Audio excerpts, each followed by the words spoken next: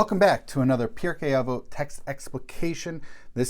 I'm Rabbi Drew. We are now on to chapter 3, text number 10. Now, as we have seen, this text is not one, but two different sayings packaged together.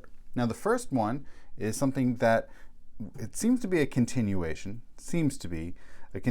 of the previous text. Now, the previous text, just as a reminder, was stated by Rabbi Hanina ben Dosa. Now, Rabbi Hanina, son of Dosa, it seems to be now that we're continuing on because it opens up this text by the language of Hu Haya Omer. He used to say, meaning it was a common saying of his. Now, this connects really nicely. We read, we heard in the previous text that there were two packaged statements together of Rabbi Hanina ben Dosa, the second of which also opened in this fashion, Hu Haya Omer, he used to say, meaning it was a common expression of his.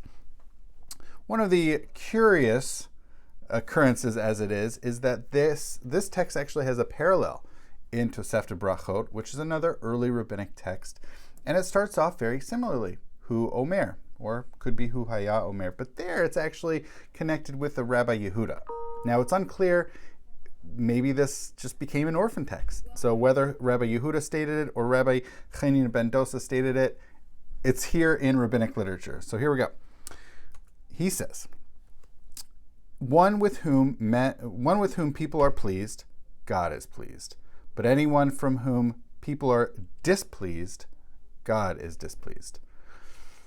So, just as we had heard, just as we had seen yesterday, or in the previous essay, he packages a one-line statement and then the exact opposite. This is seemingly very similar in style to what we had heard in the previous text. And this is a really lovely statement. Anybody that almost as if God doesn't like people better.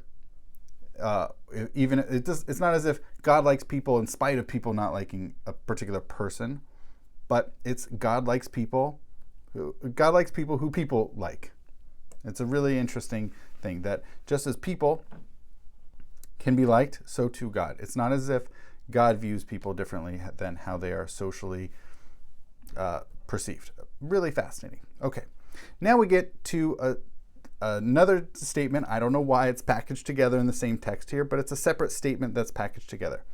Now we have Rabbi Dosa ben Harkinas. I suspect it's here because his first name is the same as the father's name in the previous one, right? Rabbi Hanina, son of Dosa, and here is Rabbi Dosa, son of Harkinas.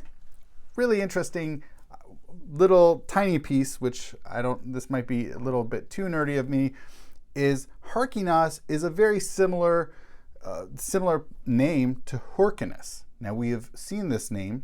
This is also the father's name of the famous Rabbi Eliezer. Now we had heard from Rabbi Eliezer in the second chapter. He's one of the 5 students. He's actually perhaps the most brilliant of all the students of Rabban Yochanan ben Zakkai. So Rabbi Eliezer ben Hyrcanus is probably this Rabbi Dosa ben Harkinas. So I think they're doing this to differentiate that these are two different Hyrcanuses.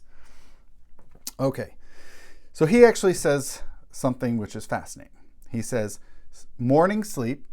He has a 4 things he's going to list off. Morning sleep, afternoon wine, the chatter of children, and dwelling or sitting or hanging out at the gathering places of fools remove a person from the world. So these 4 things. Now, these 4 things you could almost break out into 2 separate categories. The first 2, which talk about timing in certain activities and their timing in one's day. Because sleep is fundamentally something that we all need and is good for us to operate within the day. And the second is wine of the afternoon. He's not bashing wine, it's just the timing of it. Whereas sleep in the morning is meant to be a productive time, it seems, according to Rabbi Dosa, son of Hyrcanus.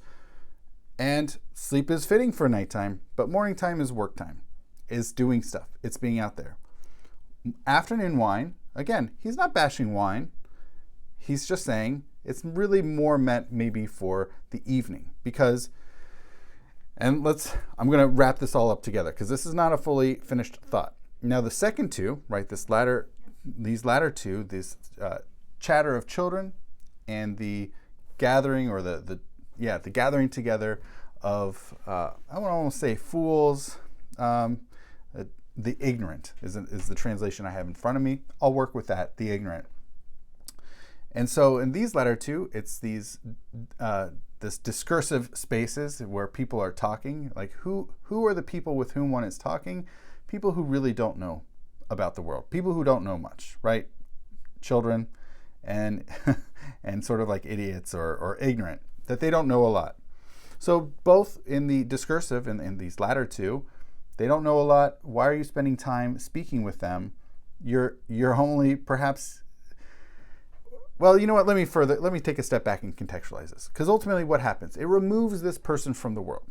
That this person, if they were awake in the morning, if they were not drinking in the afternoon, if they were not chatting with children, and they were not hanging out with ignorant people, then they would be more engaged in the world, according to Rabbi Dosa, son of Horkinus. Now, what's really fascinating is all of these things happen to us. We sleep in. Sometimes we drink in the afternoon and not necessarily at nighttime. We chat with children, and sometimes we happen to be in the company of people who maybe are not the brightest, maybe not so smart. All these things happen, and he's not saying necessarily avoid them.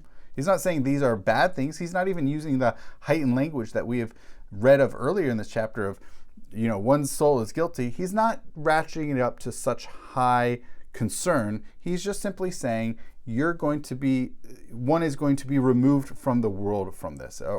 And so what does he mean by world? Clearly one is involved with the world with every single one of these four actions.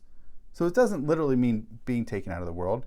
What I think he is suggesting here is that these four things remove one from maybe sort of the general sphere of society, not even necessarily society, but sort of the productive world, the world of productivity. But it's really interesting when we think about, perhaps specifically here, not everybody is engaged in work, in the working world, right? So we can sleep in.